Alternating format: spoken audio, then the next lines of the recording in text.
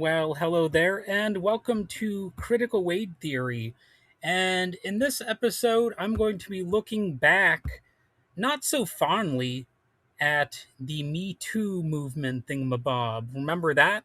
You don't hear so much about it these days. The talk has largely shifted to things like the Epstein files and the seemingly new war every day, and we got like millions of scandals going on, and not as many of them seem to involve allegations of physical assault, in Hollywood or wherever on movie sets. And, it's kind of interesting how things have shifted like that. You used to hear all about these inappropriate sexual behaviors in the workplace, in the industry, the entertainment industry. And, Matt Lauer was being creepy, and you had Ben Affleck, the Hollywood heartthrob. Even he was accused of getting a little touchy feely here and there. It actually didn't seem to hurt his career that much. And of course, you had Louis C.K. His career was at least somewhat hurt. And, you kind of had to creep into the shadows a little bit for a little while. And he went back to the stand up comedy world and tried to rebuild his career in that way. And I guess he's kind of having a slight resurgence or maybe even a major resurgence. I don't know. So, things died down aside from the whole Epstein files thing. And to be honest, that seems to be dying down a little bit too, because I think Trump knows that the longer he just prevents anything from happening, the more the heat's going to die down. And that's part of his success as the Teflon Don. And, I'm not going to try to make this entirely about Trump, but of course I'm going to get a little bit into that kind of stuff. And you had Olivia Munn back in the day. She said of Ben and Casey Affleck that abusers need to go to the back of the line. And, you know, I, I don't think you hear much about Casey Affleck, and maybe Ben Affleck's star has diminished a little bit as well. But I mean, to be honest, I don't think it's so much because of the scandals. I just think they're not as relevant as they used to be. I mean, they're getting older.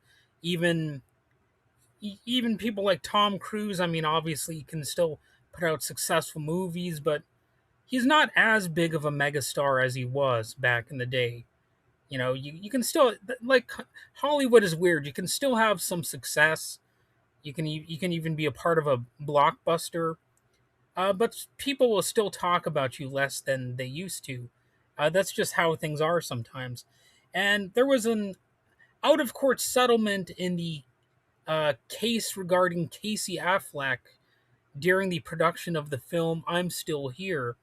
And his initial rebuttal to that allegation or those allegations, it wasn't likely to make people forget about it, uh, you know, because he basically admitted there was bad behavior on set. And, that's one of the Trump lessons that you don't admit to anything. Uh, even if you're caught red-handed, you still deny it, like the kid with his hand in the cookie jar. I mean, it's a bit of a crazy thing, but it apparently works. Not like I'm trying to give advice to offenders out there, but some people they just get away with it over time. And I'm not surprised that when somebody's ready to tell their story, they are dismissed as an opportunist who's out to get money. And some will instantly defend the accused person, of course, like a knee jerk reaction. And then on the other side, you'll usually have people saying that you have to instantly side with the accuser, and that people seldom lie about these things, and so on and so forth. I did interview Lara St. John, a world class violinist. She put out a documentary on abuse in the world of classical music. And I could sense she was getting a little irritated with me because I just had to ask. I asked her if there are, or if there were any stories she heard that were fake. She didn't like that I asked that question, and I get it. Like, you don't want to dismiss stories and all that, but I felt like I had to just throw that out there. And some people probably would hate that fact, but I'm the type of person who just habitually likes to look at both sides to the extent that it's possible, even now. And it's always something that can come back to bite you in the ass, just like taking a side can sometimes come back to bite you in the ass. Like, remember the Jussie Smollett story? A lot of people sided with him, but apparently, from what I understand, that whole thing was a fake story. And it does happen sometimes. And I've had some false. I was gonna say the word false, like false. Jesus Christ, man. But anyway, I've had phony allegations against me, but not of a sexual nature. But people just made up some weird thing about me, in the past. And I think the example of that I'll give was when I was in high school. You know, I was I had to dissect cats. I'll just use this example. And I actually didn't get a passing grade when it came to identifying the feline anatomy, so I had to do it again. And there were people in the class who accused accused me of intentionally flunking so I could, sickly dissect the cat again, like I was a serial killer or something, like I was taking pleasure in dissecting it. And that was a little unfair, and obviously it's not quite the same thing as a potentially career destroying allegation uh, in Hollywood, but nevertheless it's surprisingly similar in character to a false smear that somebody could at least hypothetically experience. So I'm a little bit, willing to sometimes say, hey, maybe we should, you know, look at the evidence and draw conclusions based on that more than our knee jerk reactions. And, that goes both ways. Like, a lot of the time, and I mean this, a lot of the time, the person being accused was guilty of something, right? And there are occasions where maybe that's not the case. And I have talked about Rose McGowan on this podcast, or maybe it's pronounced Rose McGowan. I've heard different pronunciations of all kinds of names. And I think, people still listen to those episodes sometimes. Uh, maybe. That was like a whole series of episodes that I did because she ended up being kind of a complicated case. I always want to make clear that yes, we do need more vigilance against people like Harvey Weinstein or Bill Cosby or whoever, rock stars.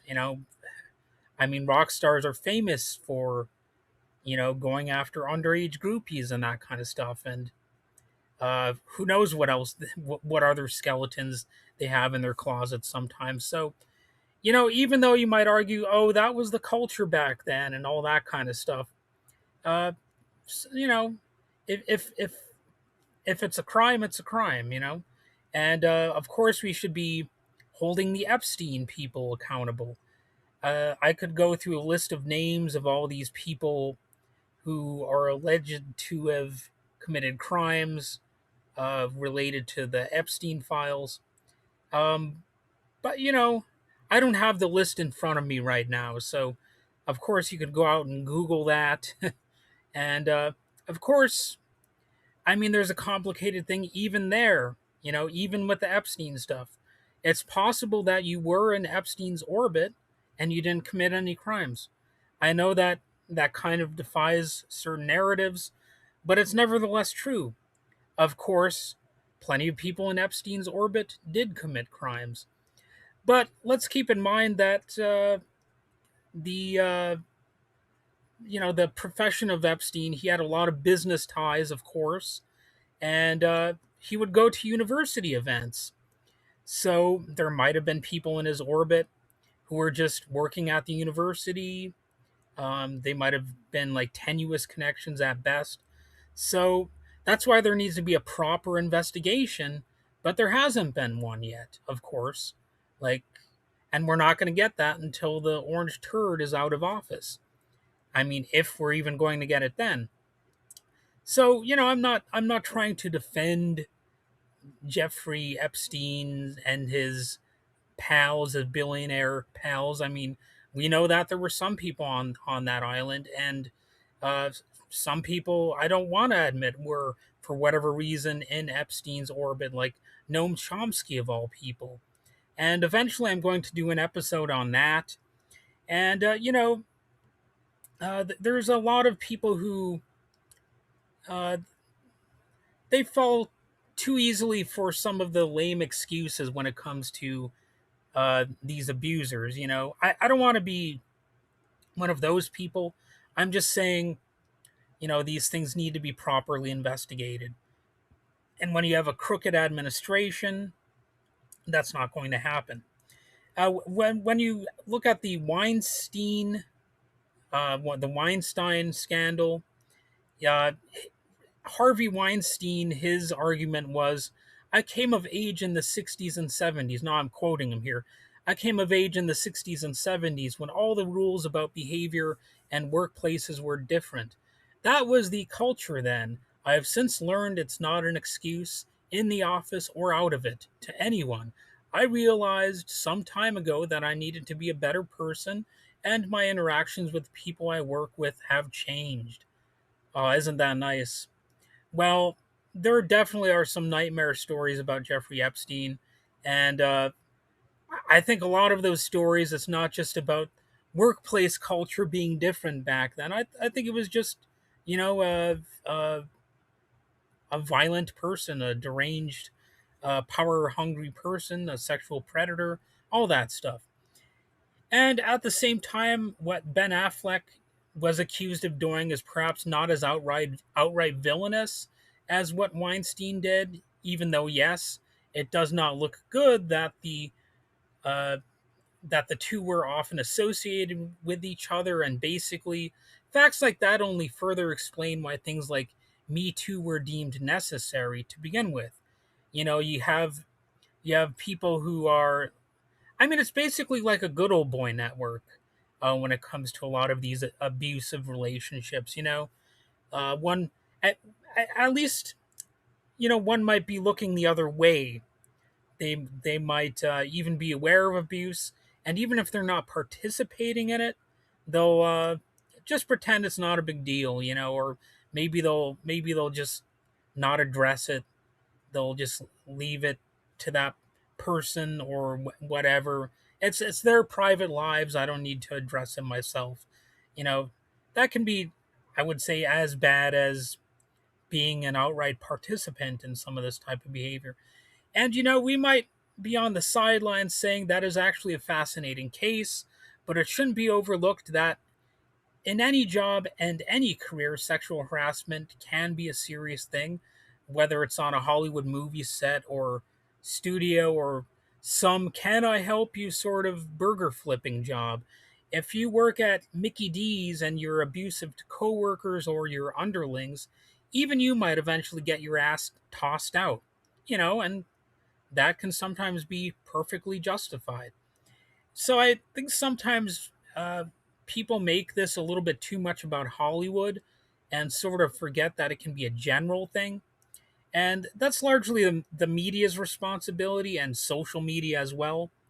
Like they're not applying a lot of these same standards uh, broadly enough. Like we're hyper fixated on the celebrity culture stuff, and we forget that hey, sometimes we've got to take a bigger stand when it comes to abusive behavior in the workplace. And of course, abusive behavior isn't always like getting touchy feely with somebody or outright violent. Sometimes the violence can be like more of a systemic thing, like I don't know, environmental pollution, for example. Like that's actually not too different in principle from what we're talking about here. You got a lot of the same dynamics of looking the other way, pretending there isn't an issue, complicity. The government can be involved in covering things up, and you can let the fox guard the hen house, so to speak. Like that's what happens when you let these billionaire corporations have sway over the government. Well, they want to deregulate everything, and that's really not that different in principle from just letting everybody get away with rampant abuse. It can be a general thing, and I think sometimes people kind of forget about that. And in fact, one thing I have said about Trump is that if the average worker said half the shit that he does to their coworkers or customers, they'd get their asses fired lickety split. Remember that expression, lickety split? I'm trying to bring that back, even though it's kind of an annoying expression. I guess I'm trying to keep certain old fashioned words alive. Anyway, I know there are touchy issues, I guess both literally and figuratively. Some people like to evade talking about them, bending themselves every which way to avoid discussing the stuff, sort of like the amazing Yen character from Ocean's 11. And yes, that movie apparently does feature Casey Affleck. And yes, I think you can watch a movie starring him or produced by Harvey Weinstein without feeling particularly guilty about it. I'm one of those people who can separate art from the artist. Um, you know, People nowadays they might say, "Oh, I can't listen to Marilyn Manson anymore because of the allegations against him." But to be honest, I could listen to the actual music from the actual Charles Manson, um, even though I don't think he actually got his recorded songs out there. I think somebody like covered the songs written by Charles Manson back in the day, and uh, what a job that would be. Like it's my job to record the songs written by this cult leader who had his family, as they were called, go on a mass murder spree. That'd be quite an album to be involved with. Um, I'm not so sure that I'm envious of the guy who decided to do that. I don't know. Maybe it was a Manson family member. I don't know. I don't remember the details about that. But maybe I'm getting a little distracted here from my original point. I don't know. The point is, I can separate the art from the artist. And here's another thing: if you have people being jerks on film sets, whether it's sexual harassment or anything else, I would say it might negatively impact the results, maybe even causing less than stellar performances in some of these movies or TV shows. So really, you even have that sort of incentive to cut down on this crap, because it might negatively impact the actual project. And lastly, yes, I called out Rose McGowan for Me Too hypocrisy regarding her hypocritical defense of Asia Argento. Remember, she was accused of being involved with, I think it was a 15-year-old boy or something like that. So I think there was some hypocrisy involved in that, and also for using her abuse story. Rose McGowan used her abuse story to bizarrely endorse the candidacy of right wing loon Larry Elder in the California recall election. And that was despite Larry Elder himself facing allegations of abuse and sexual harassment. So even if you were looking to back somebody other than uh, the Democratic candidate, maybe you should have uh, advocated for somebody who didn't have sexual harassment allegations against them, because it kind of undermines your own point about, the Newsom uh, allegations that he was like somehow involved in covering some stuff up back then. And, maybe side with somebody who isn't facing their own allegations. It just makes things a little bit messier. So Larry Elder said on his radio show back in 2011 that one accuser against him was too unattractive for him to sexually harass, specifically saying, "If you had seen her, you would know that the picture would be a complete defense. I'm just saying." So we might also call that the Trump defense. A lot of times when he was accused of something, he would be like, "Oh, she, she's not good looking enough. I'm not attracted to her." And a lot of those defenses, I mean, in addition to being sexist and all that, they fizzle out. Um, Especially when it came to the E. Jean Carroll uh, claim, that he wasn't attracted to her, because when he was in his deposition, I believe they asked him who E. Jean Carroll was, and Trump actually apparently believed that it was his ex-wife. So yeah, not the best defense that you could wage here. And Of course, he also said that men could get away with whatever they wanted back then, and he said, fortunately or unfortunately. So he couldn't even like say it was unfortunate. He had to throw in the fortunately or unfortunately. So that made him look more guilty, basically by default. And it was it was a messy thing, and I guess it's still not over. And oddly enough, I think I may have neglected to emphasize a lot of different things in my previous episodes on this topic. Still, I will be able to watch movies featuring Rose McGowan, and if a movie was, if it involved the Weinsteins, I don't beat myself up too much over that. Just like when it comes to these streaming services, I mean, it seems like they're all owned by these right wing billionaire a-holes, It would be almost impossible to escape them. Or same thing with social media stuff, like uh, they're all seemingly owned by billionaires and evil people. So it's like there really is no escape. So you can just withdraw from all of that stuff, and maybe you can wash your hands of the whole thing. But if you're like so many other people, you're going to be uh, wanting to have media content, and social media is a part of that. And maybe at some point people will build an alternative infrastructure that's not dependent on these evil fascist corporate goofballs, but until then, I think we're going to be you know, it, relying on things like Facebook or whatever, TikTok, I guess. I don't really use TikTok much myself. But, the point remains people are dependent on this crap.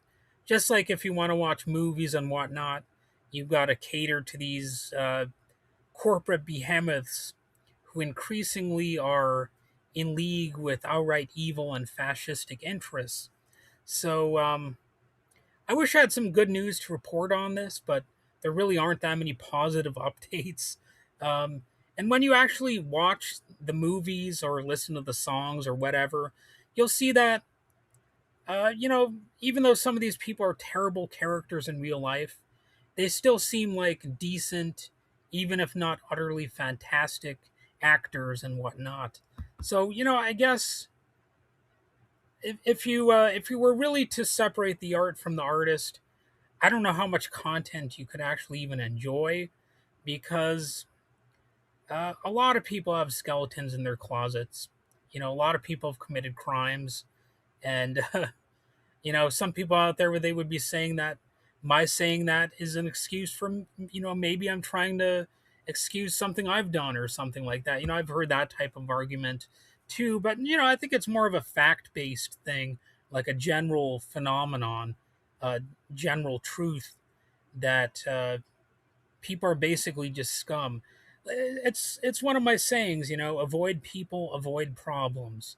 And I think that's sometimes true, but there's also a little bit of a caveat to that. If you avoid people too much, then you're also going to avoid solutions, because solutions sometimes involve other people as well. Well, I guess I've rambled on enough here. I don't know how good this episode's going to be. It's controversial, I know. I'm entering a thorny area. So feel free to like and subscribe. Let me know your thoughts. Uh, I don't know. Have a good one.